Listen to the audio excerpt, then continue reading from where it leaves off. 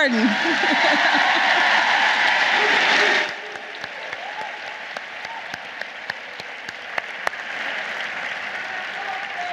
Man, they had me and Jane back there waiting all day.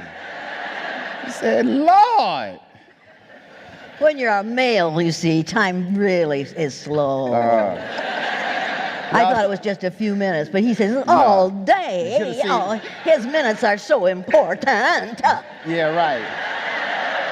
Jane was back there going, when the hell are we going out? Come That's on. right, yeah. Let's get this show on the road. I've been here long enough now. Good morning. Oh, by the way. Told you we were ready. As you can see, I have my work cut out for me. This is either going to be the easiest job or the hardest job this morning. Baby, you're going to have an easy job. Don't worry about it.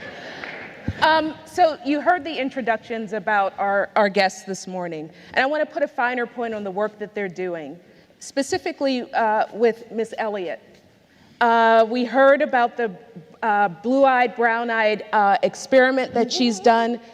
I want to say, exercise. Her workshop, exercise.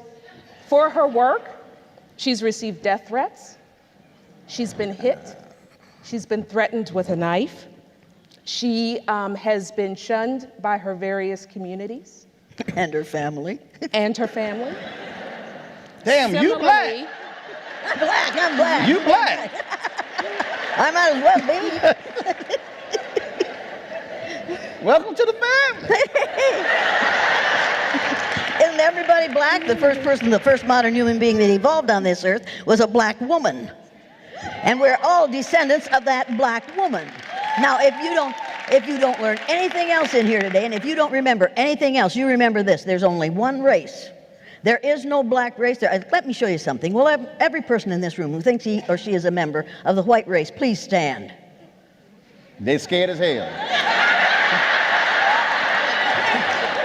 That's it, folks. There's only one race, and we all came from a black female. So there's only one race, and it's the black race. Forget all the rest of this nonsense. This has gone on long enough.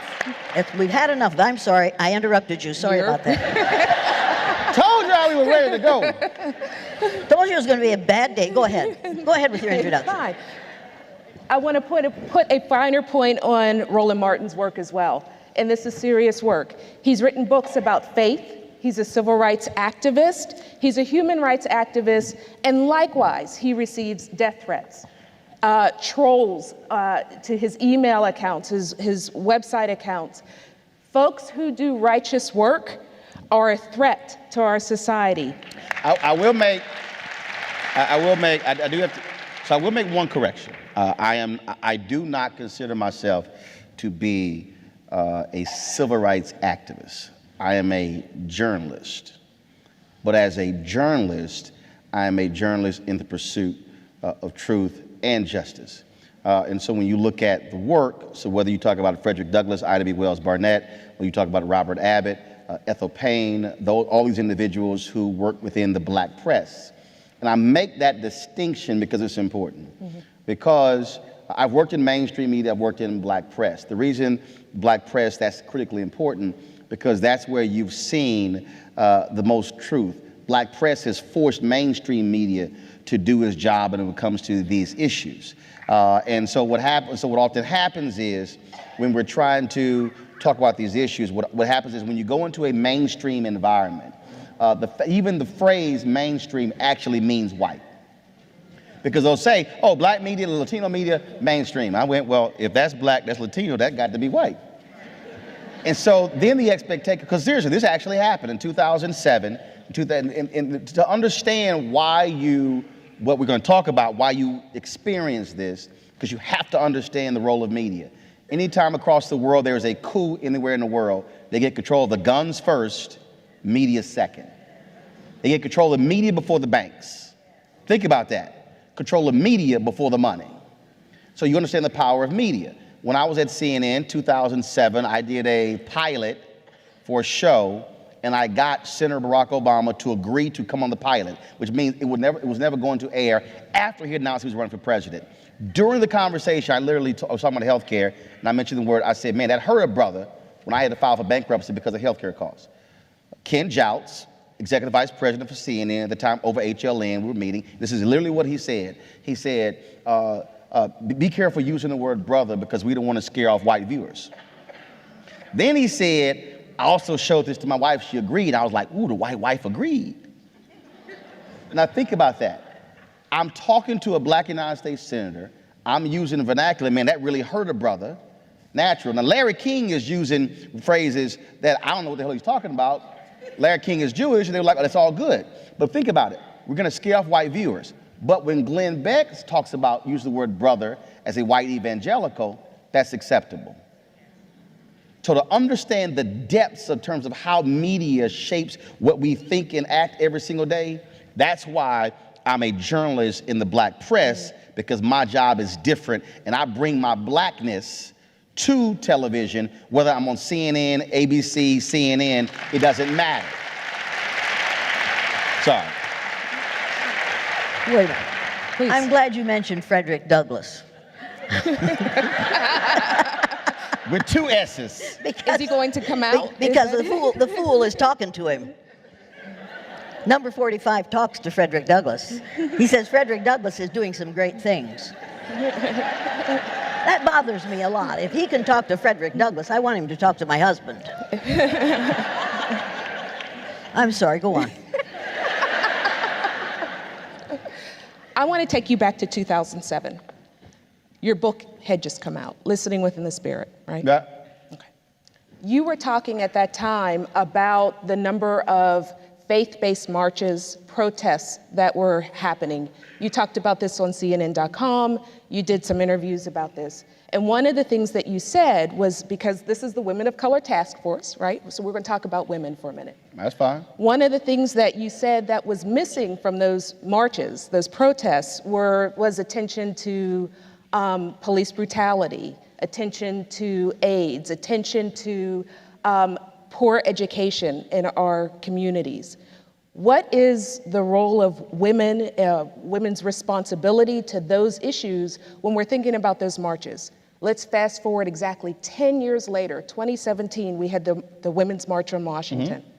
What say you about what was happening in 2007 and what was happening in 2017 and their attention to those issues, or the lack of? Well, first and foremost, when I look at, when you talk about the role of women, and then when you talk about organizations, you also still have to deal with this race construct. So I'll use the example of what took place in McKinney, Texas, when the young girl was body slammed by the police officer to the ground at the pool party. White women were silent.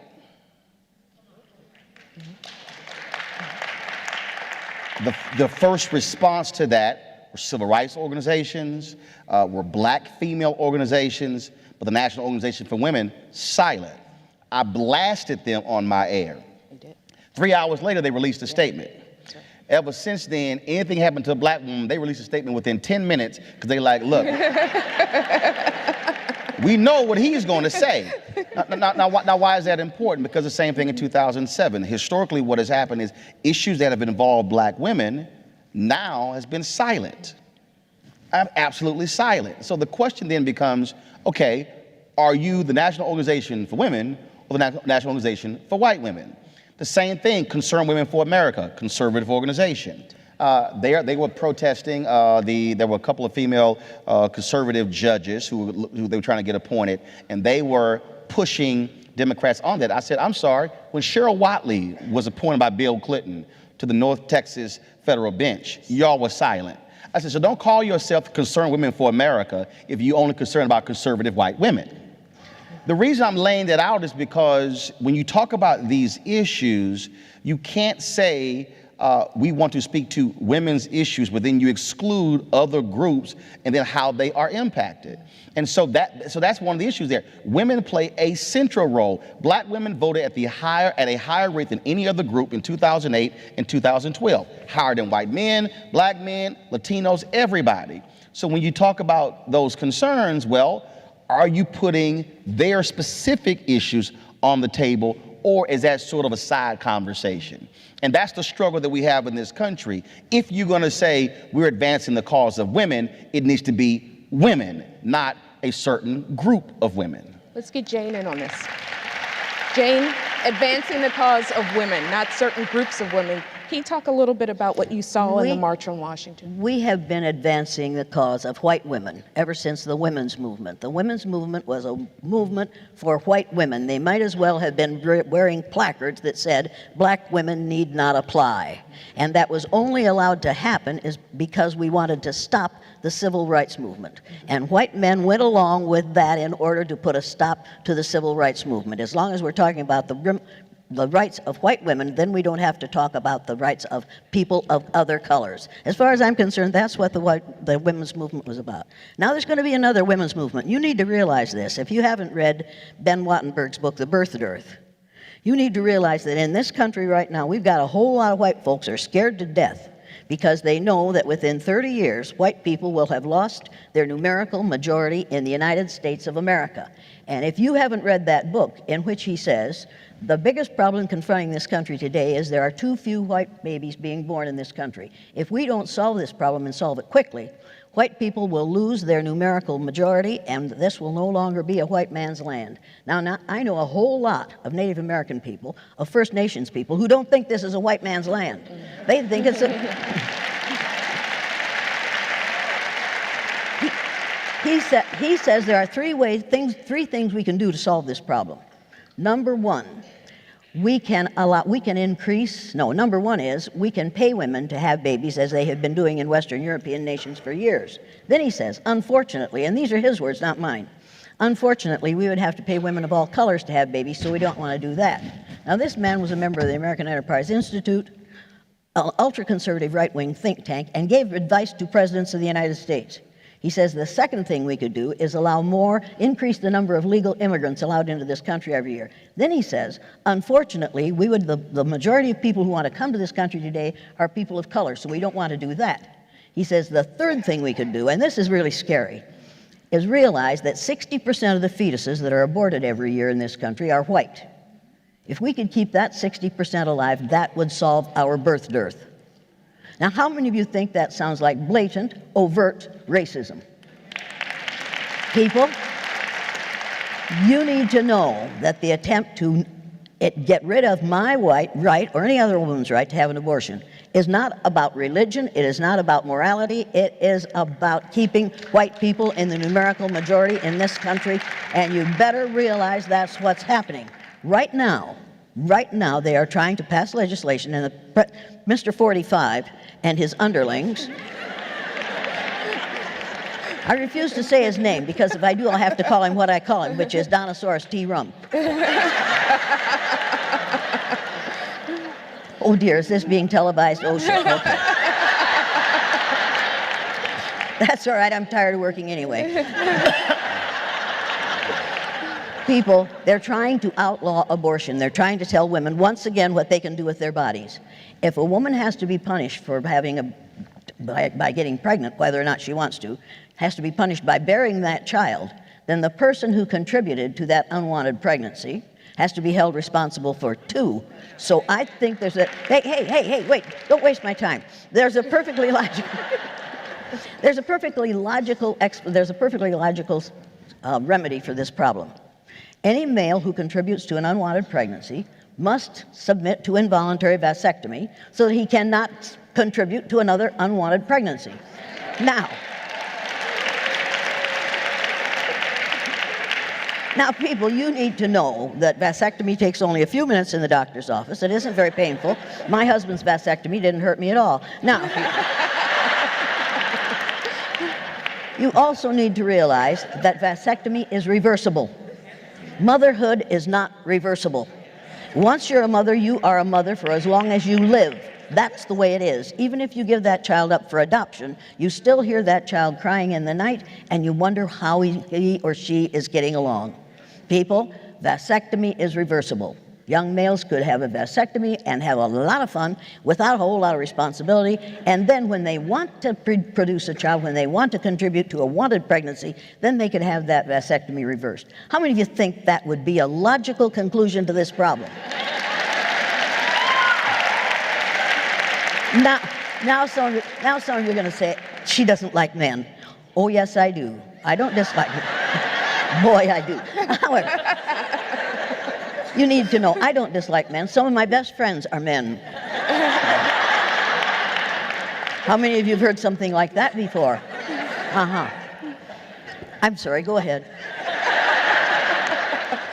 Roland? When we talk about these differences, it's very interesting for me how we are in complete denial of how we even got here. And when I often speak around the country, I tell people to understand this country in all different pieces. You use the example of a house being built. How many of you have ever had a house built from ground up? Okay, which is different from buying an existing house. So when you talk about a house being built from ground up, I've had the fortune of seeing literally in Texas, where I'm born and raised, literally cities constructed. So I saw an area, nothing there, then all of a sudden they come in, they drop power lines, sewer lines, all of those things. So all these things happen before even a foundation is laid. So let's say all those things happen, all of a sudden now you do a foundation. If you want to show a badly constructed house, you typically don't know that until after the house is being built. Because then you see the cracks in the crown molding, the cracks in the walls, because the foundation is bad. So to understand where we are today in America when it comes to sexism, when it comes to racism, when it comes to even within women, this notion of, well, I don't like you and I like you, in terms of this balance existing between black women and white women. The exact same thing happens in the LGBT community. I've done stories on the segments on this in my show where African Americans have talked about the rampant racism that exists in the LGBT movement. In the so-called equality movement, there's tons of inequality. Tons. Now, I'm not gay, but I've had brothers and sisters who are same-gender loving on my show talk about the battles that they have had with other folks who are white and gay because their whiteness was more important than their gayness. So you have to understand how a house is constructed. So the cracks that we see, the reason we have the cracks in this foundation called America is because of how the problems are on our foundation. So you go back to literally how we started and see, when we talk about these laws today in our country, we never say, wait a minute, when did that law get enacted and what was the root cause behind it? We were talking last night, and I was talking about Governor Terry McAuliffe when he provided the voting rights for 13,000 formerly incarcerated people. That law in Virginia was put in place when a state legislator said in 1902, we are doing this to keep the darkies from voting. So Virginia was defending a law for more than 100 years where the basis was a white legislator saying, we're going to keep the darkies from voting. So what happens is we never want to ask ourselves, where did this come from? How did we even get to this point? Which explains the struggle we keep having, because we want to say we live in a post-racial America, everything is great. White folks listen to hip hop, black people listen to some country music, and everything is great. Beyonce performs at the Country Music Awards, everybody is happy and wonderful until you look at the comments on the Country Music Association's website. So we have to actually look at ourselves and go, how did we get here, and how does this generation change where do we go in the future? Because we're playing games if we only are having these nice, cute conversations, but then we go home to largely white homes, largely black homes. We don't invite others into our home. We don't eat with other people. We don't talk with other people, but we say, oh, I'm not racist. I get along with everybody. Many of us are living lies every single day. I'd like to talk Killer to you. Mike was in my house a year ago. How many of you know who Killer Mike Render is? I do. Oh my God. Let's see. The rest of them are going, you had dinner with a Killer Mike? Damn right. Now, folks, somebody has said denial is not just a river in Egypt. In this country today, we are in deep denial about the fact that we are deeply racist. We are teaching racism in the schools on a daily basis. And if you haven't read Nathan Rutstein's book, The Racial Conditioning of Our Children, you need to get it and read it. This man knew what he was talking about. Now, somebody said this morning, he did, well, Jane came here in a sweatshirt. Yes, I came here in a sweatshirt, people, because I'm working, number one. Number two, this thing says exactly what I believe. Prejudice is an emotional commitment to ignorance. Now, the problem with white people is not white innocence. Somebody this week has called it in a book, has called it white innocence. It's not white innocence, and it's not white privilege.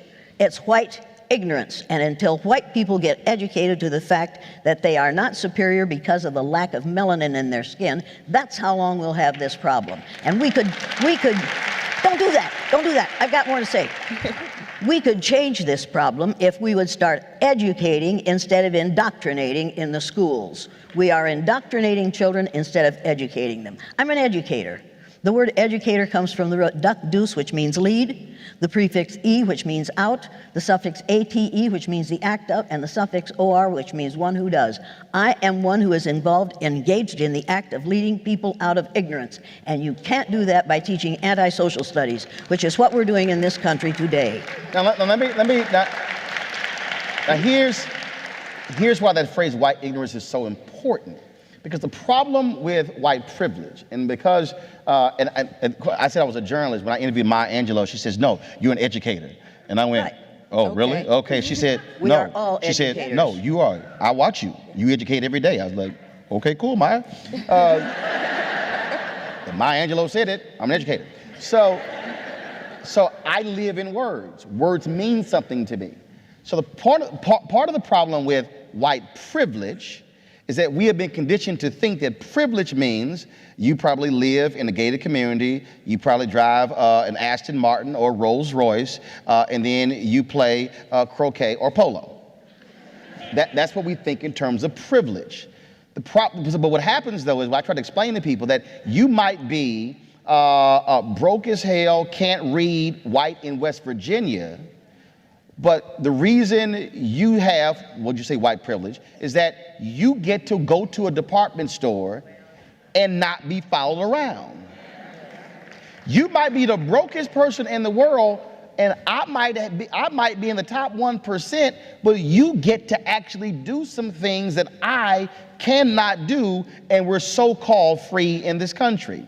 To also put it in its proper context, 20-odd Africans arrived in 1619 in Virginia. You go through this period of slavery. Go to 1863, Emancipation Proclamation, 12 years of Reconstruction, Great Compromise of 1877, takes us all the way through the Civil Rights Movement, World War I, World War II, then you go through the 13 years of the Black Freedom Movement.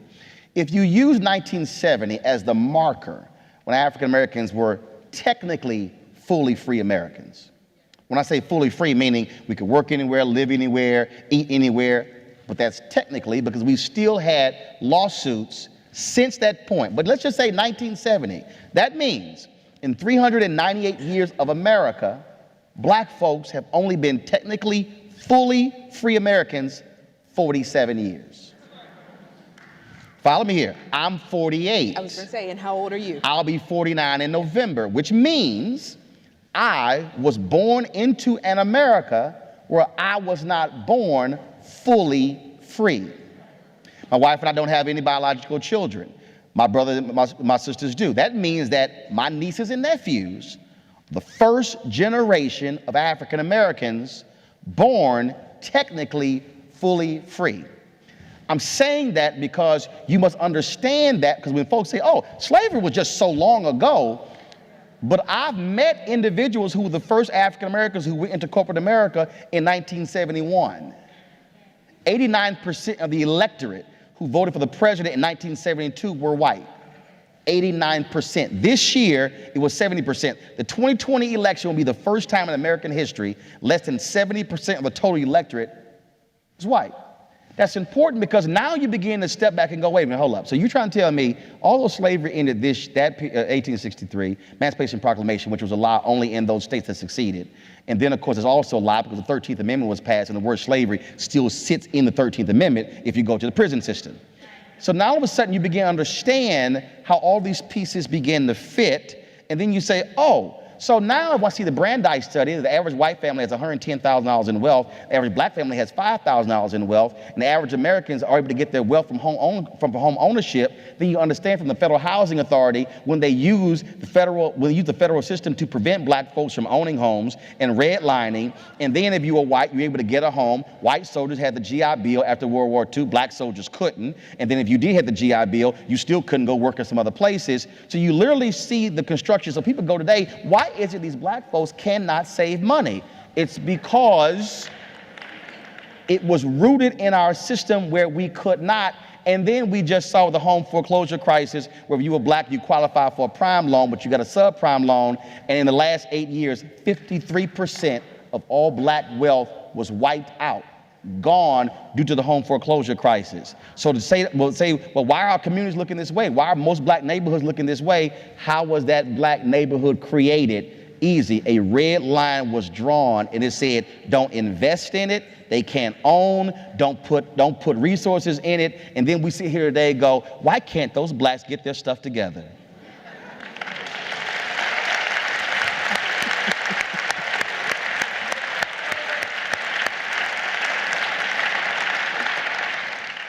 You have on your website these kinds of statements where you prompt us. Let me see if I can find some. Wait a minute. Okay.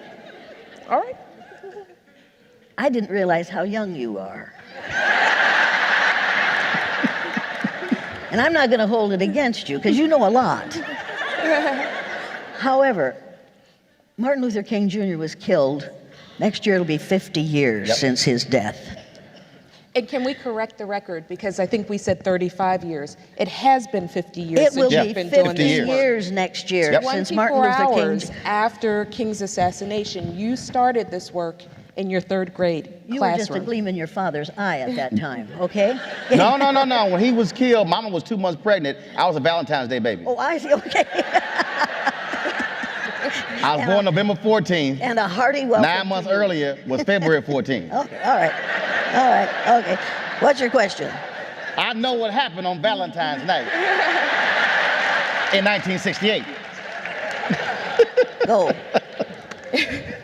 I'm trying. I tried to tell you.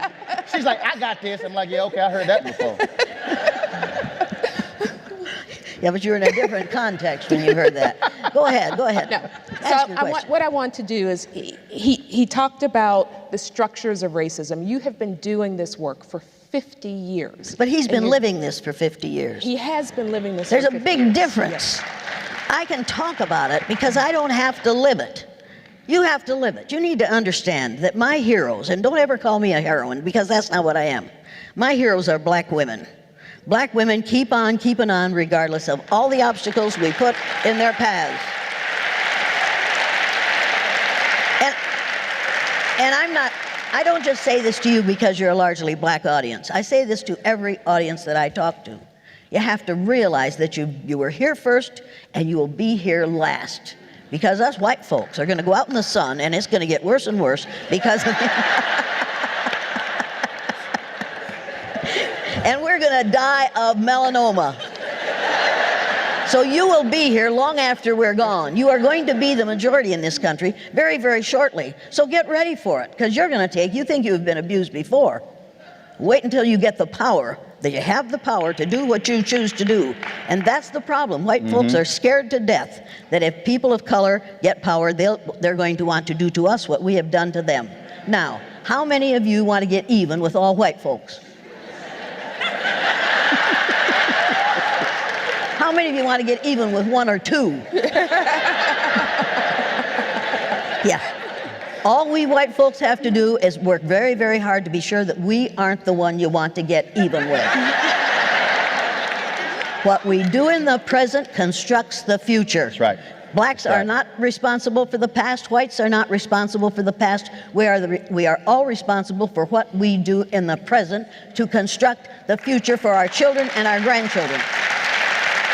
And stop that. We don't have time for that. You need to know that as far as I'm concerned, we're all related. We're 30th to 50th cousins, every person in this room. You are all related to me. Now, you might not like being related to me, but you are. You are my relatives, and I will not tolerate having my relatives abused because of somebody else's ignorance about skin color. And that's what we're talking about in this country. Right. And let me and see, again, when these studies and things are released, we recite them on television, and again, many of my white colleagues don't even remotely think beyond just what it is. To give a perfect example, 2009, John Avlon and I were at CNN waiting to go on the air, and I said, John, we are right now in the beginning stages of what I call white minority resistance. I said, although the numbers don't show it, that's where we are. I said, the election of President Obama is about to reveal America's true feelings. Now, here's what the deal. People are saying, oh, but there were a lot of white folks who voted for Obama. Yes, but go behind the numbers. And so Pew does an annual survey, and the question is asked, are you optimistic about the future of America for your children? In 2009, African Americans had the highest optimism. Latinos were second. Every group, blacks, Hispanics, Asians, Native Americans, every group, more than the majority said yes. Only one group was less than the majority. In September, another study comes out. Are you optimistic about the future of America economically for the next 10 years? African Americans, lowest wealth, had the highest optimism at 58%. Latinos, second lowest wealth, second highest optimism. Whites in America, highest average wealth per family at $110,000, only 41% said they were optimistic about the future of America for the next 10 years for their children. I then went, why? It is because we've changed so much that white ignorance or white privilege now means your boy can't tell his boss to hire my son or my daughter. Now, white kids in America have to compete. That this is real. Why did, last name Fisher, I forgot her name because I wasn't trying to memorize it. Why did she sue the University of Texas? Did she come here? Yeah, she came here. So she sued, I'm sorry. She sued the University of Texas because she said, I couldn't get in because it was those minority students. That's why I couldn't get in. My grades were so superior, and I know their grades were lower. Well, then what happened? Went through the court system, go before the Supreme Court. Then the evidence comes out that there were white students who had lower grades than her, but they got in. And then it was kind of like, damn, we can't blame on black people and Latino people. And it never occurred to her that you have to do more to get into school than just study. But in her whiteness, she said, oh, it's got to be them. It was a competition thing. So what's happening is you have white mothers and fathers who are now afraid to death because they have not raised their white children to know how to compete. They now are going up against post-civil rights movement babies who are now second generation post-civil rights movement babies who coming out of the womb were raised, you're going to be twice as good, you're going to do whatever you need to do. Black women are going to college at a higher rate than anybody else.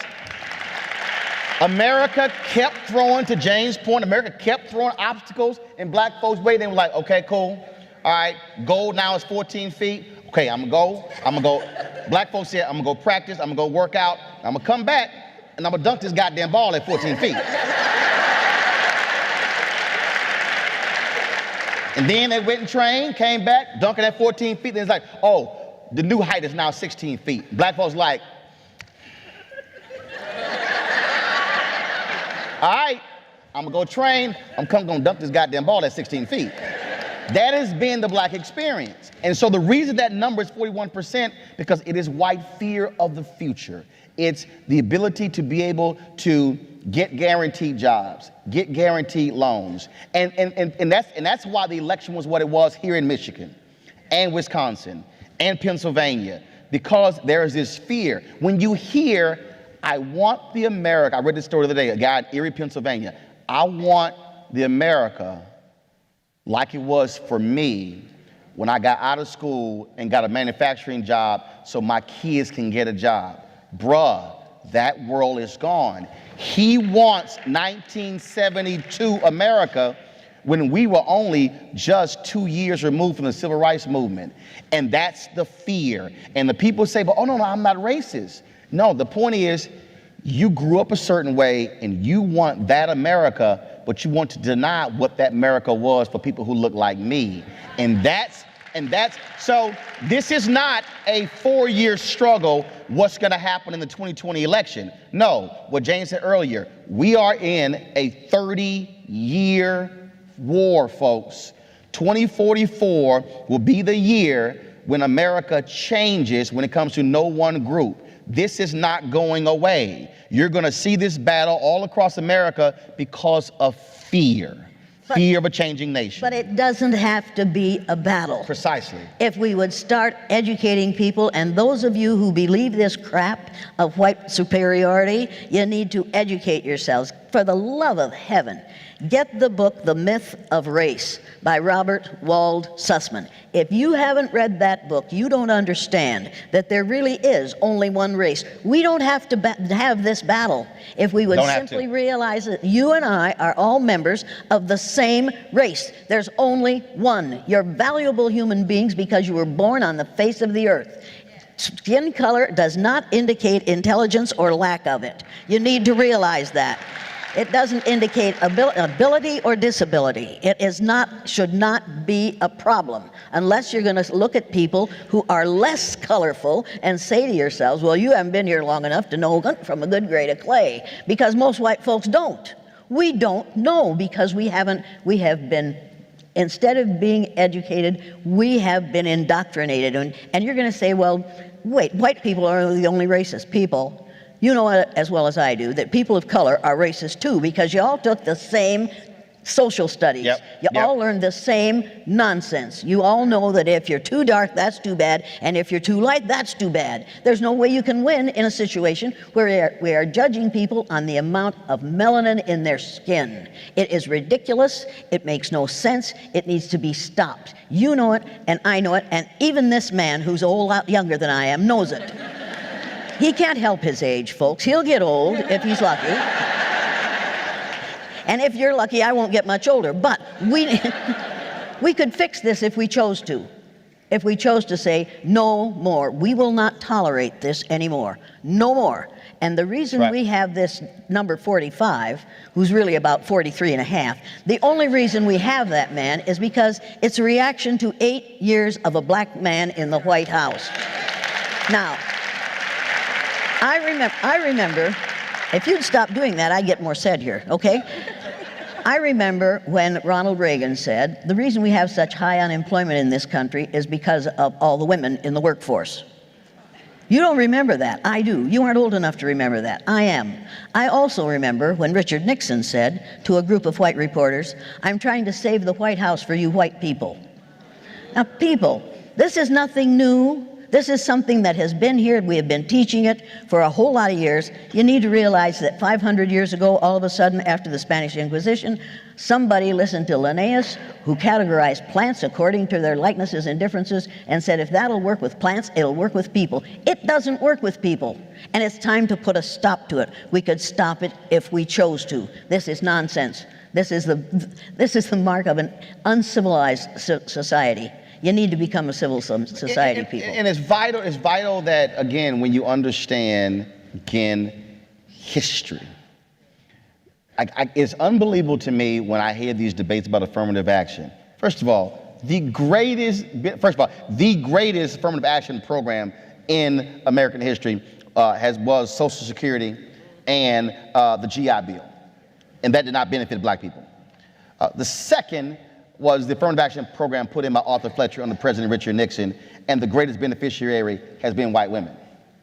MWBE, Minority Women Business Enterprise. You look at most of these contracts, I don't care, pull it out any state, more than likely women are getting a larger share than any other minority group. The black women are under the black category, Hispanic under the Hispanic category, Asian under the Asian category. So W really means white women. It should be WW.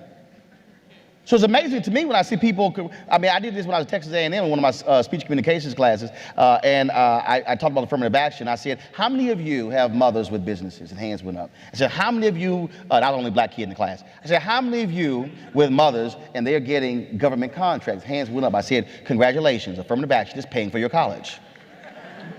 And they looked at me like I was crazy. Like, what the hell are you talking about? And so I had to explain to them the reality of affirmative action. But here's the other reality. And liberal white women do this as well, and it's just, again, not having a clue. So how many of you have heard Title IX? How many of y'all think that Title IX was about sports? Title IX was not about sports. Title IX was about opening professional schools to women. You saw the explosion of female doctors and dentists and lawyers and engineers and architects and all these professors after Title IX was passed. Can somebody tell me where Title IX is from? Title IX is a section of the 1964 Civil Rights Act. So women, largely white women, you have been benefiting from the opening of professional schools because black folks were marching to get the 64 Civil Rights Act. If you are disabled, and you love who is disabled, and the American with Disabilities Act. Where did that act come from? The 1964 Civil Rights Act. Who's gay and is happy, or who's happy about same-sex marriage? It's called the 14th Amendment and the Equal Protection Clause. That was a Reconstruction Amendment. So I've just outlined multiple ways many Americans have benefited from the work of black people. So you have people walking around opposing Civil Rights Act, not even realizing that they are benefit. If you don't speak a language, if you don't speak English and you're voting and your ballot is in Vietnamese or some other language, you should thank black people because that's the result of the 1965 Voting Rights Act.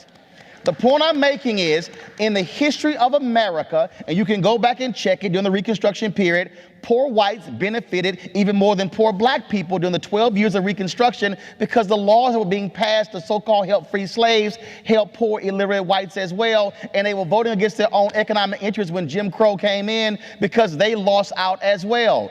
White poverty dropped with the war on poverty after 1968 because of the efforts of African Americans fighting for that. If white folks in America will realize that if you broke and black folks are broke, you broke.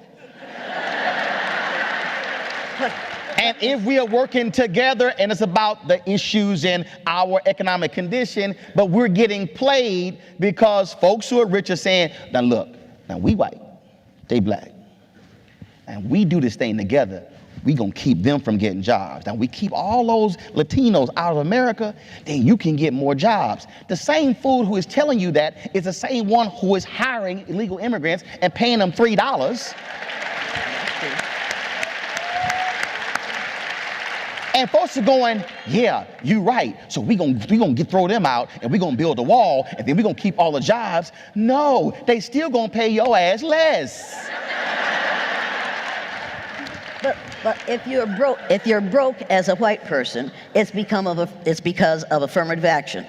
And they're calling it reverse discrimination. Right. There is no such thing as a reverse discrimination, people. It's not reverse discrimination, it's delayed justice. It has gone on long enough. Right. If you're broke as a white person, it's too bad we can help you. If you're broke as a black person, it's because you're too damn lazy to get a job. Boom. You know that, and I know that. That Boom. is what is going on in this country because we are miseducating the American mind. We need to change the educators. We've got to re-educate the educators because they believe all this crap too. They really think that black history began with slavery. They really believe that that's when black history began because they haven't read Browder's Nile Valley's Contributions to Civilization. And if you haven't read it, you get it and you read it. And then take that to school and tell those teachers to say, wait a minute, Instead of having a Black History Month, we're going to have Black History every day of the year in school. That's the way it ought to be. I'm sorry, go ahead. What's your next question? I do have to thank racism for one thing. And there's one place where racism has really helped Black people. Okay, y'all saw all those town halls in Connecticut and Virginia and New Hampshire when all these white folks were crying about their family members dying because of heroin overdoses. Okay, and that's because of prescription drugs. Okay, this is what racism really helped Black people. So doctors across America, the reason Black people are prescribed painkillers at a lower rate than whites is because white doctors feared that Black people will come into the doctor to get painkillers because we were drug addicts. So white doctors said, we're not gonna prescribe these Black people painkillers. So white people are dropping dead across America because of these painkillers. So to all of the white racist doctors, thank you. Black people are not hooked on painkillers, and we're not dropping dead. And y'all might think this is, but understand, Time Magazine had the story about 3 or 4 months ago. The white life expectancy has dropped because of the opioid epidemic. Ain't because we living longer, they're living shorter. In fact, the white death rate, to Jane's point earlier about white births, in about 5 years, in about 6 or 7 states, the white death rate will surpass the annual white birth rate in those states. One of the reasons why the numbers are changing and why it's going down. But the prescription drug thing is a perfect example of how racism works, where literally doctors said, oh no, they're here to get high.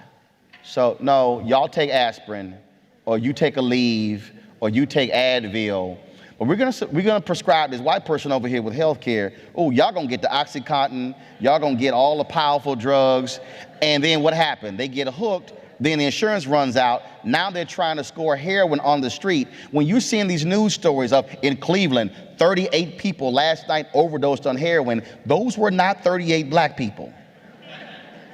Again, you see how racism works even in our healthcare system. And that literally happened. So I appreciate that, Biggest. Thank you very much. I appreciate that. What was your question?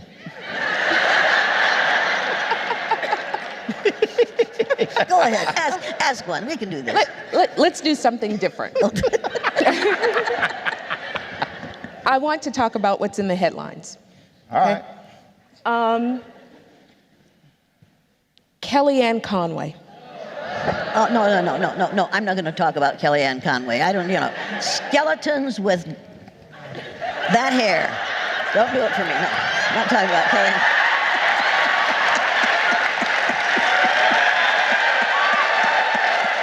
Go ahead. I'm sorry. Get your damn feet out the couch. Sit down and shut up. But was it really? Just be quiet a minute. Was it really about her feet on the couch? Is that the issue? We reduced it to a feet on the couch issue. But what was that photo really about? I don't know. Quite frankly, okay. I don't pay any attention to Kellyanne Conway because I think she's a nutcase. But so her feet on the couch, that has no. I haven't been following her feet on the couch. Hey, babe, I got you right here. As I said, I'm not interested in Kellyanne Conway's feet or anything else. So Trump met with the historically black college presidents, and so she's sitting there, legs open, feet in the couch. Guess why her legs are open? Should we talk about that? Don't go there. No.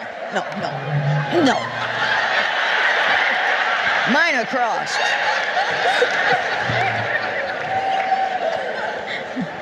Mr. Martin. Rachel, we're going to throw out some names. Go ahead, Kellyanne. Rachel Dolezal.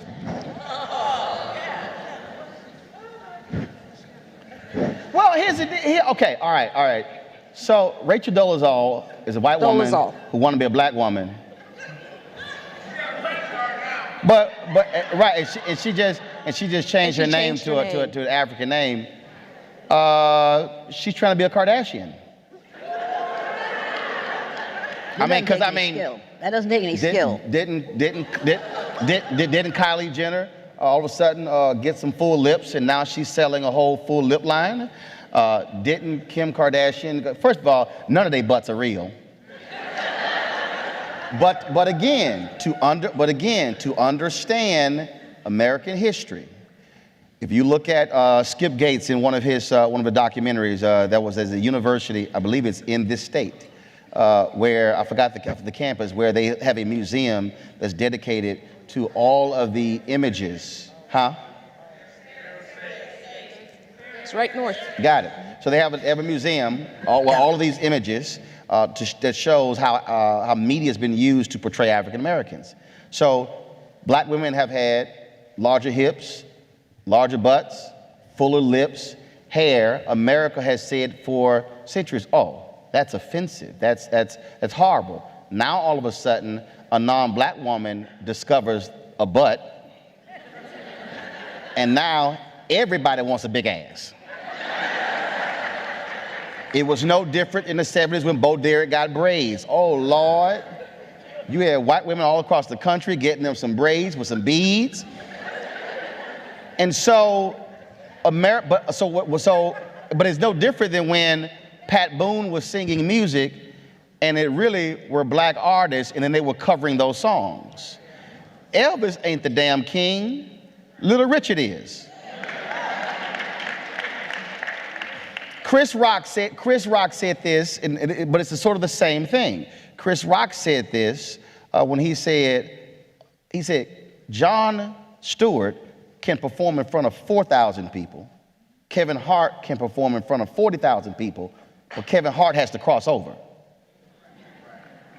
So what you have here is you have, again, these standards. You have these standards. The reason this photo has gotten the level of attention it has gotten, it is because of white female in an office, legs open, and all these black men standing around the Oval Office. That's why it's gotten this much attention. So to be clear, it is not about the feet on the couch. That isn't. What is deeply embedded in America is that's sort of where this sort of reaction is coming from. And it is still understanding our history. It's just understanding the history of this country. And so, I mean, frankly, for me, it's been much ado about nothing with the photo. I have not discussed it on my show. I got more important stuff to talk about. But it's just understanding there are racial triggers in America. We see a photo, we see something, and all of a sudden, it clicks. It's no different than when, if you are African American, so for instance, Serena and Venus, two of the most dominant athletes, not women, not women, athletes, which includes men. All of a sudden, they have been branded their entire careers. They're arrogant. They are, every term being used. Same thing. Tiger Woods, exact same thing. Now, Tiger don't know he's fully black, but sort of the same thing. And what we have to understand, these standards, how they are different. So I'll do it this way. So if you are, it happened to me when I was at the Fort Worth Star-Telegram. I was 25. Another reporter, Ken Delaney, was 25. I covered City Hall. He covered county government. I'm black. He's white. Ken was assertive. Ken was aggressive. Ken was a go-getter. We were the exact same age. Ken made more mistakes than I did. Had to have more corrections in the paper. I was arrogant. You were an uppity. I was uppity. I was, why do you have to be so forceful? And I'm going, I'm sorry, can I get the titles he got? Now, but I need y'all to understand how this thing plays out, okay? So let's just say I'm here. You call me those things, which then means you're limiting my ability to get promotions, which then means you're limiting my ability to have more income, which then means you're limiting my ability to create wealth, which then means you're limiting my ability to be able to invest. You're limiting my ability to take those investments to then create trust. Then you're limiting my ability to create a trust and then provide for my 9 nieces and 4 nephews, which means that your singular decision to call me arrogant today has a direct impact on my family 2 to 3 generations from now.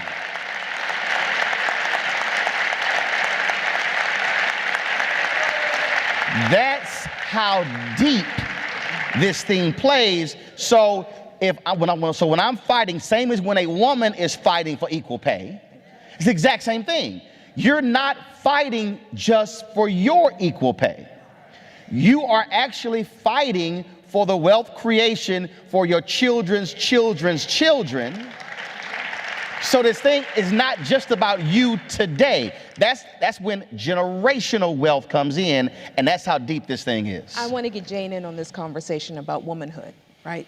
That these are the experiences that he's talking about universally, but it isn't exactly the same in mapping onto what the women's experience is and what womanhood is about and how we navigate that. Can you talk about that a little bit?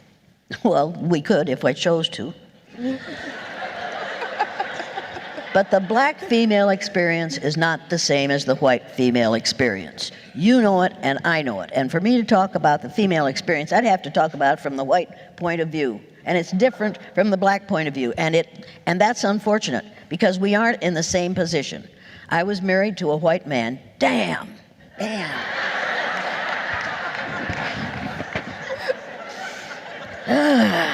Took me a long time to get him, but I got him. And he looked like Marlon Brando when I married him.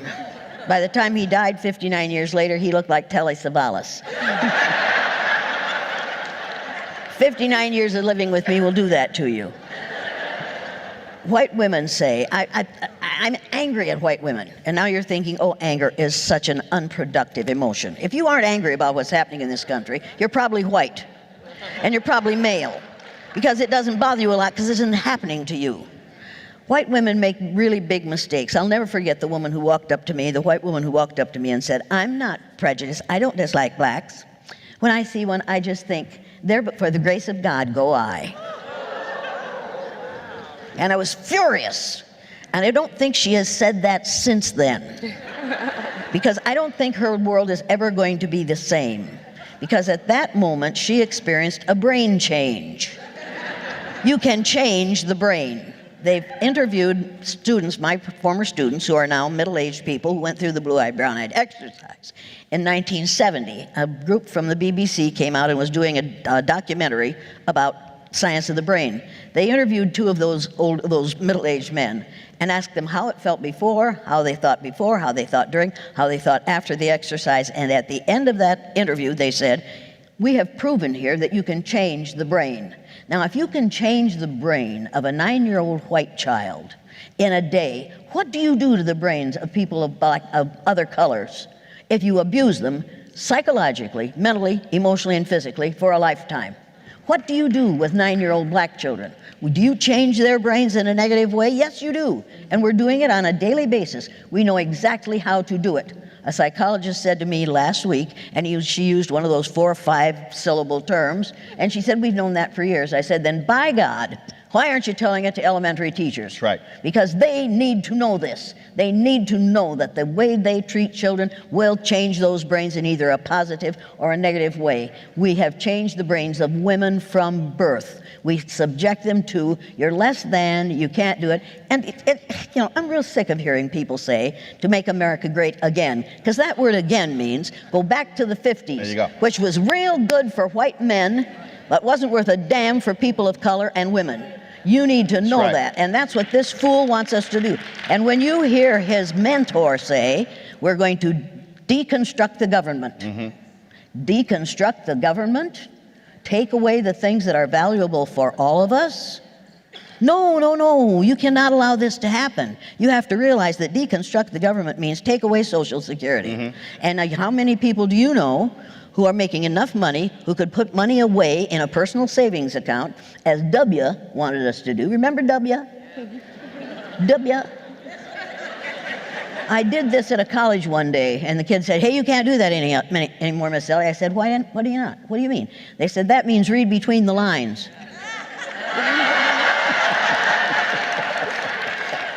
After I said that, and then I said that at the next 2 colleges I went to, the Bushes quit doing this when they got up on the stage, because all of a sudden they were exposed. People, indecent exposure is what we're living with right now when our president, number 45, says, "Make America great again." In other words, take it back to the 50s. I don't want to go back to the 50s. I don't have that much time. I can't afford to spend the next 40 years trying to fix this situation. Right. We need to fix it now. But first you have to recognize what it is. You have to recognize that racism is ignorance. It is pure, unadulterated ignorance. And I don't care whether you're a red racist or a white one or a black one or a yellow one or a brown one. If you're a racist, you're not thinking. And you're being ignorant. Get over it. But, and you got to remember, so Jane just said, change the brain. Go back to media. When you have been pounded every single, it was big news 3 weeks ago. The Bachelorette is going to have its first black bachelorette. Oh my God. We're gonna get to see a black woman pick somebody to fall in love with. First, y'all notice they did not start with a black bachelor. This ain't about male domination. America has always said, okay, now we got to watch this stuff. Let's just watch it with a black woman first. But we are not gonna have a show where a black man might be picking a white woman on that show. I'm just trying to let y'all understand how this works. Now, understand this, I'm trying to talk about how images get pounded. You deal with Hollywood. When George Lucas when he made Red Tails. Now, this is George Lucas. This is Mr. Star Wars. This is a man who sold his company for $4 billion to Disney. George Lucas goes to the 7 Hollywood studios, top 7, the big 7. I'm George Lucas. I'm the man. I'm Mr. Star Wars. I want to take Red Tails. They went, ain't no white heroes. He said, I'm sorry. There are heroes in my movie. They said, we know. He said, but all the white people are bad. He said, because it's a true story, and the white people were bad. And they said, no, there are no white heroes in this movie. All 7 passed. There was another movie that was called The Specialist. So actor Brian White was on my show. He told me this here. So this movie, every studio in Hollywood loved this movie. It was all these hijinks in a hospital with these doctors. And they loved it.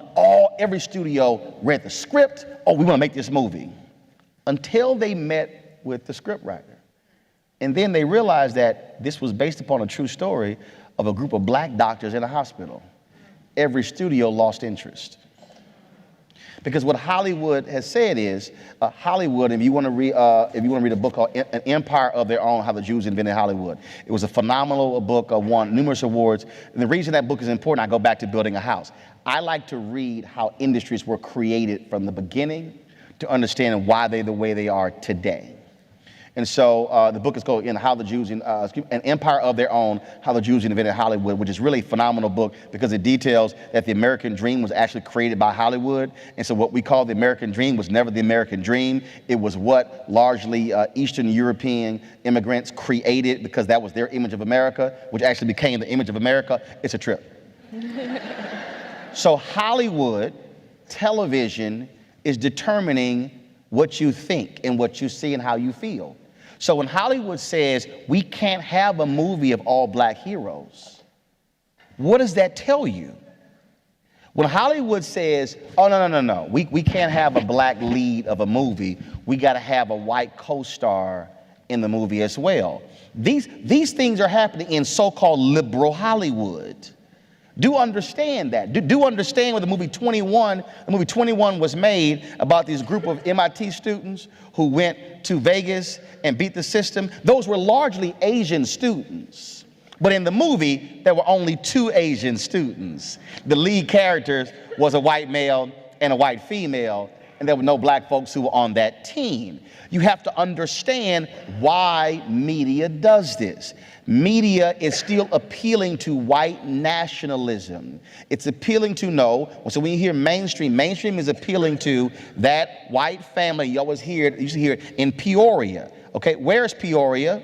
Illinois. So they love saying the flyover states. Whenever you hear media say we are appealing to Peoria, we are appealing to middle America, what they are saying is we are appealing to the middle of the section that is largely white to the tune of 80 to 90%, and that's who we are targeting with our movies and our television shows.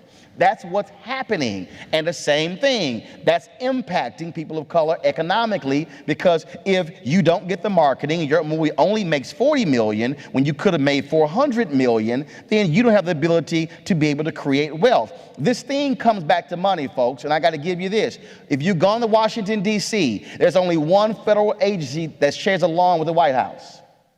One, Treasury. You can walk 100 steps outside the side of the Treasury building and you're in the East Wing. Power, White House. Money, Treasury. Money, power. Everything in America comes down to money. And so when you read the book, The Other Half Never Told, the reason we even have capitalism in America is because of free labor. The 13 colonies were afraid the British were going to abolish slavery. That was the only economy we had. If you read Gerald Horne's book on the slave rebellion in 1776, one of the reasons we had the American Revolution, because that was a fear. You have to deal with racism in America and money because they go together.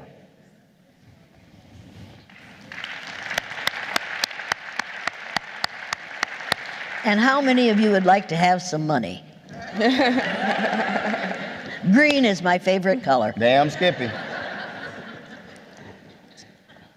We are almost done. I know. She sounds so relieved, doesn't she? You're going to get out of this pretty soon now. We're going to take a few minutes. I want to face locally now. We've talked sort of the macro level. You're in Ann Arbor, which has been described as a liberal bubble. You're at the University of Michigan. That's that bullshit right there. Which has also been described as a liberal bubble. Ann Arbor votes blue. How do the folks in this audience have this conversation because we're talking about the Women of Color Task Force and its members and its allies. How do they go back into their workplace and have the conversations and share the information that they heard here? How do you talk to them about what their next steps are? People always say to me, well, you brought us lots of problems, but you didn't bring us any solutions. I'm a white woman. I don't have the solution for everyone, but you need to go to my website and download the printed learning materials that are there. Because the first is a set of typical statements that white folks make that think they aren't being racist. How many of you have had the experience of having some white fool walk up to you and say, when I see you, I don't see you black? Yeah. And what are you supposed to do? I know I see you and you white. Yeah, but you're allowed to see white. Right. You're allowed to see white. It's a good thing to see white. When somebody says to me, and people do this to me all the time, they say, I'm colorblind. Always white women, I'm colorblind. I don't see color. And I say, I knew that before you told me, because if you weren't colorblind, you wouldn't have worn that shirt with those pants. When somebody said, I will never forget Linda Guillory, tall, aggressive, black Linda Guillory. This white woman went up to her on her high heels, and you know how women walk, white women walk on high heels. They're trying to run away from their hemorrhoids, and there's, because they shouldn't be wearing those high heels, you know? They up to you, and this woman said, Linda, I've known you so long, I don't see you black anymore. And I stepped back because I thought, oh Lord, there's going to be bloodshed here. And I've got to wear this suit tomorrow, and I didn't want to get it covered with blood. So I stepped back, and Linda Guillory said, I think you have an eye problem. Let's make an appointment with an optometrist so that you can get over this problem. People, this is a lie. You're supposed to take it as a compliment when some white fool says she doesn't see the color of your skin. This is ignorance, and most of you have had this experience, unless I'm very much mistaken. How many of you have been the only black student in a classroom, and oh yeah, and had the white teacher say, "How do black people feel about this?" And how many of you black people know exactly how every black person feels? Let me text them. Yeah. People, it is sheer ignorance. It is not white privilege. It is sheer ignorance. The white privilege papers are based on the idea of race. Because of my race, I can do this and this and this. No, because of my ignorance, I will do this and this and this. People, this is about ignorance. We need to re-educate all of us. Don't put up with it. Here's how you change it. I'd like to talk about allies, and then I'll throw it over to you. So there are people in this audience who are also working with peers, colleagues who are allies. And one of the statements that I love on your site is that someone might say, I'm with you, but no matter what I say, no matter what I do, it doesn't suit you. You're never satisfied. As far as I'm concerned, I'm an ally, but I can't do anything right. Well, you need to realize that if you make the plural of allies, it's come to allies. They're thinking.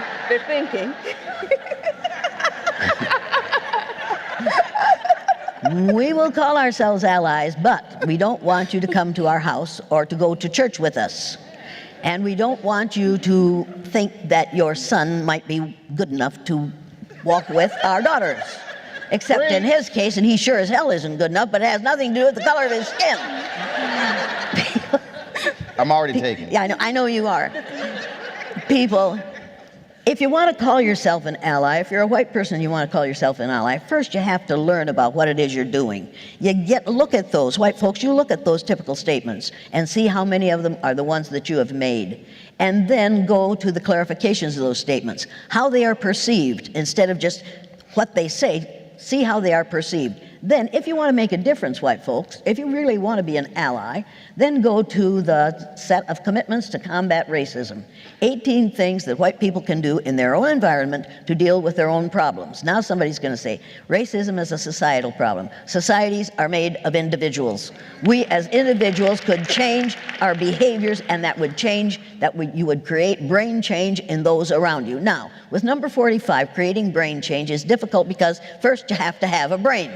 I'm not sure about this person, but he needs a brain change. We all need a brain change to realize that we have been lied to, and if you want to talk about black history, you have to talk about 4,000 years before the birth of Christ. Minimum for a women. Don't say amen, say a women. You have to talk about the real black history, which is the history of civilization. And the history of the United States of America is not the history of civilization, people. There was something long before this, and there will be something long after this, okay? One of my favorite movies is Malcolm X. And I love that scene when they're at the police station and Brother Johnson has been beaten by the cops, and then they demand that for them to call the ambulance. So the ambulance comes and they're wheeling Brother Johnson out of the hole into the ambulance. And then the white cop comes up to Malcolm X and he goes, okay, you've got what you wanted. He said, now you can leave. And Malcolm X says, no, I'm not satisfied. On to the hospital. I love that I'm not satisfied. In 1967, Dr. King wrote his book, Chaos or Community, Where Do We Go From Here? And in that book, he said it did not cost America much for us to be able to sit at a lunch counter. Didn't cost America a lot for us to be able to swim in a swimming pool. Didn't cost America a lot for us to be able to go into a park or to a hotel. He said, the real question is, will America now write that check where it's going to cost them something? He said, and that's going to be a big check, to Jane's point earlier when she said righting the wrongs, seeking justice. But this is what Dr. King said, and there's no person in this room who should not have a copy of that book, because also that was his worst selling book for a reason. He said in that very book, even our white allies will not be with us. He said, because they will say, y'all have gotten enough. That's it. I go back to Reconstruction. The reason Reconstructed ended, because when they got to the 6th and the 7th year, white America said, okay, we about done with this. I mean, we've done enough. Folks, slavery, Emancipation Proclamation, 1863, correct? First folks, 1619. Subtract 1863 from 1619. What does that give you? What, 244? So 6 or 7 years of change. All right, that's enough. But 244 years of actual slavery. We had 13 years of the freedom movement. Emmett Till killed August 28, 1955, Sparks Montgomery, December 1st, 1955, 381 days. That goes through, and I use the mark of Dr. King's death in the Poor People's Campaign, which took place later that year. So let's say 13 years. Same thing. So you go from 1877 all the way up through 1968, and then people say, all right, 13 years, that's about enough. White Americans have always told black folks, y'all satisfied yet? If you go and actually study MLK, not listen to one speech, the I Have a Dream speech. Don't listen to the last 3 minutes of his Men to the Mountaintop speech on April 4th, 1968, April 3rd, and Mason Temple. Listen to the entire 43-minute and 16-second speech. What you will discover is that King rarely ever talked about equality. King always talked about freedom. He wanted freedom. The freedom he wanted is for African Americans, the moment they come out of the womb, to have the exact same rights, privileges as anybody else. In fact, he wanted that black child in the womb to have the exact same thing, because one of the reasons why you have black kids who are not as developed as largely white kids in America is because white mothers have prenatal care. A lot of black mothers do not. So the moment a black child comes out, they're malnourished, and they're already behind the white child, and they were born at the exact same time. And so this notion of satisfied, no, I'm not satisfied. I likely will die not satisfied. I will not be satisfied until I get to do the exact same thing white people do and not get shot. That's freedom. So we can't say, well, but when are you going to be happy? When we are fully free, where we don't need a law. See, y'all gotta understand, white folks have not had to have a law passed to allow them to do something. That's a law. That's equality. Freedom means you get it the moment you're born. So how do you change it? You cannot change this until you change who you're talking to. This is a voluntary environment, meaning this event. You chose to come here. Even though you applied to the university, you had no control over who else applied. So you said liberal Ann Arbor. No, that's bullshit. And the reason I'm saying that, because some of the most wonderful, nice bigots I've met have been liberals. And so you have to say, one, who do I eat with? I might be at University of Michigan, and I know some people, but who do I ask to go to lunch with? Who do I invite to my house for dinner? What conversations do we have? Who are the authors on my bookshelf? The books that Jane mentioned, are any of those books on my bookshelf? The books that I mentioned, are any of those books on my bookshelf? Where do I vacation? Who do I talk to? All of that impacts it. If you're living in your white liberal world and you say, I got a couple of black friends who occasionally pop in, then that means that the conversations that you're having are limited conversations, and you are actually reinforcing your individual narratives in your conversations. That's where you start.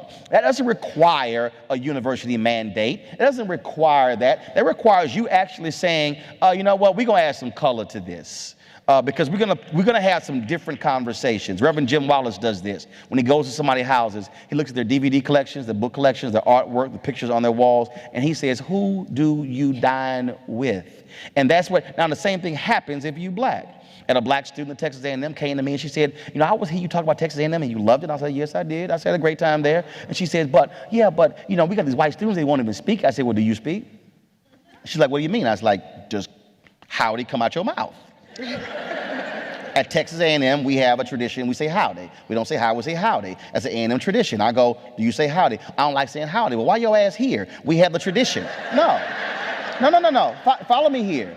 She's a black student coming to Texas A&M, and she's like, I don't like the traditions, but that's all we have, the universal traditions. We have tons of traditions. So you're mad about the traditions, which is the Aggie thing, whether you're black or not. I said, okay, so when you're at lunch, I'm curious, you ever just sat down with some white people? She's like, what do you mean? I said, well, have you ever just taken your tray and walked and say, how y'all doing? Can I sit here? Y'all mind if I sit here? She goes, no. I said, so you're asking white students to do what you won't do. So you want white students to come over and sit with you, but you won't go sit over. Like I know right now on this campus, I had one of the sisters on my show today. So you got some black students who want a safe space for black folks to be able to organize when it comes to social justice. Okay, I get that, but see, I'm different. I'm gonna go organize in the middle of a group of white people because I want them to overhear our conversation. I want y'all to think about what I just said. I want them to see us walking through. I want them to go, what are they doing? Because if I am in a place where it's just black people, then I am reinforcing a conversation and a narrative. No, I want to make some white people in liberal Ann Arbor uncomfortable with my presence because, see, my presence may also cause them to begin to say, did y'all hear what they were just talking about? And what invariably happens is somebody goes, well, can I learn more? Can I hear more? See, that's just one. Reach one, teach one. That's where we're scared. We are looking for safe spaces when what we need are unsafe spaces. We need folks who are willing to get out of their comfort zones, to talk to people, to challenge people. And it might require you say, y'all mind if I sit here? And invariably, and a conversation may start. And the last thing here, because this is how it works. As a student, sophomore, we were playing pool, it was 2 o'clock in the morning. I don't know how the conversation started. So some white guy began to talk to me and my brother. I don't know where he was from, and here's what ended up happening. He told us a story, and he said, I don't know how he broke down, I don't know how it came up, but he said when he was a kid, they were playing football, and some black kid got mad and took the ball and went home. And he said, I have not liked black people since. Because they got too many balls. Y'all didn't hear that one. He didn't hear that one. And I said, now, I didn't act a fool, getting mad. I was like, what the hell this fool saying? I said, bro, let me help you out. So, you have not been liking black people all these years because a black kid took your ball and went home, right? He says, yes. I said, you do know in a neighborhood right now, it's a group of black kids playing, and a black kid got pissed off and took a black kid's ball and went home.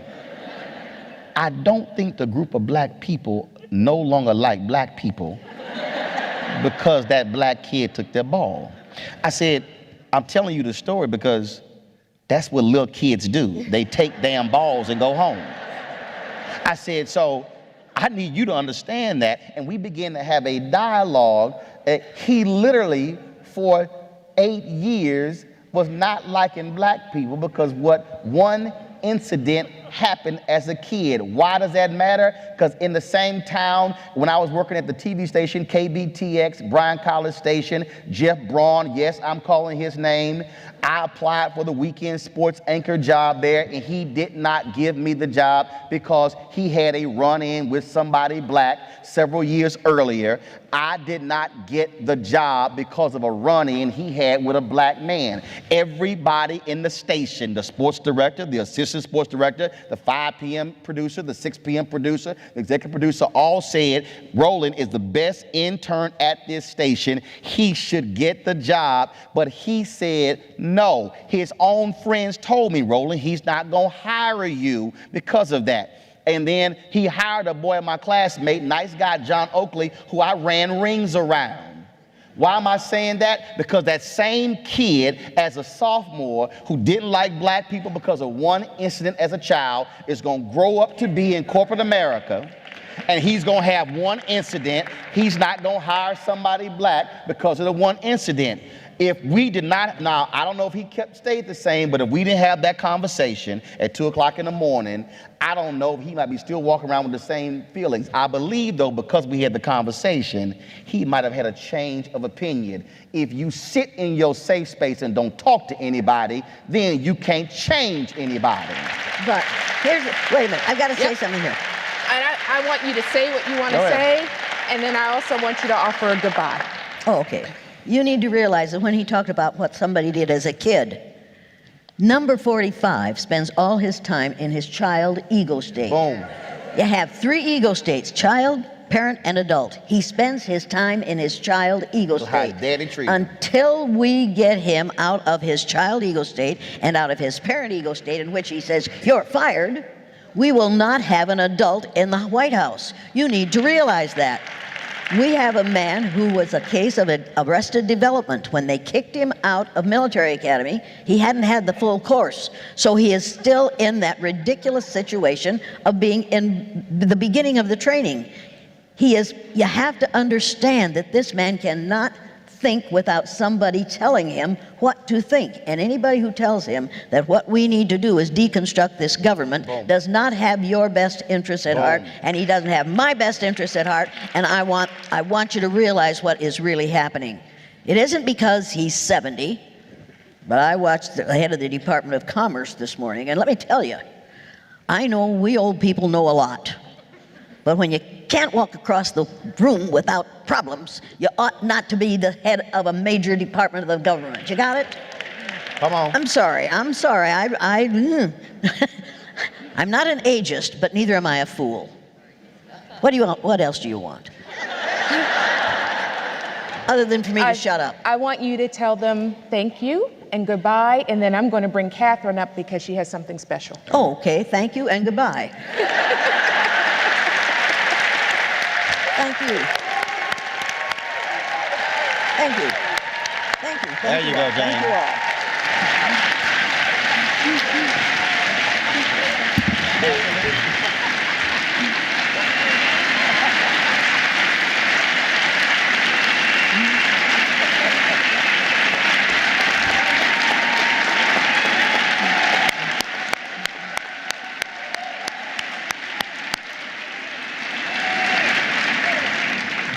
Stand up for Jesus and nobody else.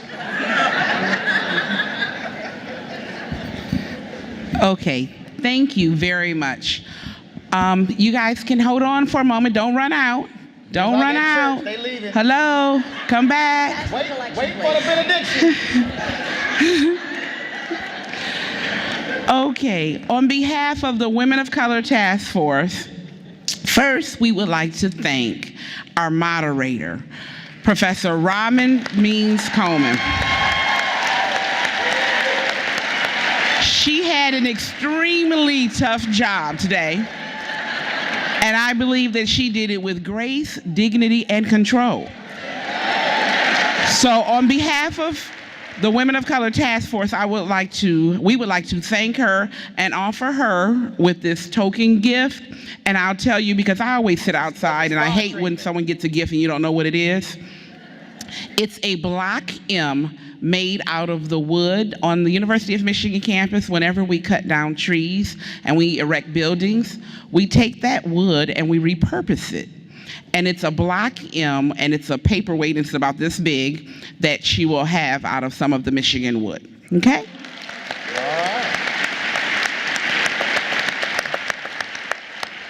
Then,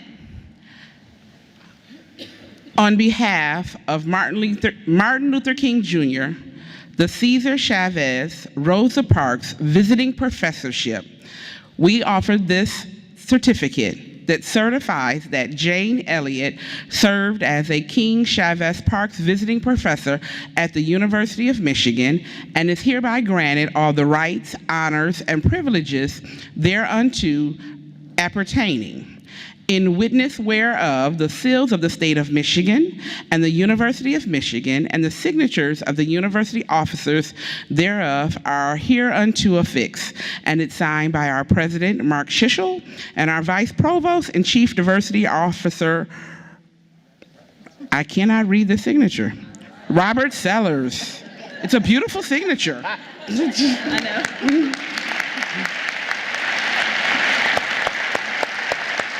Oh, thank you. That's wonderful. Thanks. Thank you. Then we have a Martin Luther King Jr. Cesar Chavez Rosa Parks Visiting Professorship for Roland Martin. He has served as a King Chavez Parks Visiting Professor at the University of Michigan and is hereby granted all the rights, honors, and privileges thereunto appertaining. In witness there whereof, the seals of the state of Michigan and the University of Michigan and the signatures of the university officers thereof are hereunto affixed. This is signed by our president, Mark Shishel, and our vice provost and chief diversity officer, Robert Sellers. You know his name now. I appreciate it. Thanks a bunch. I appreciate it. Thank you. Thank you. Again, on the behalf of the Women of Color Task Force, we thank our guests. Again, do not get up. We have announcements coming, but I'm going to take our guest off of the stage. Don't move. We got an announcement. Where we going?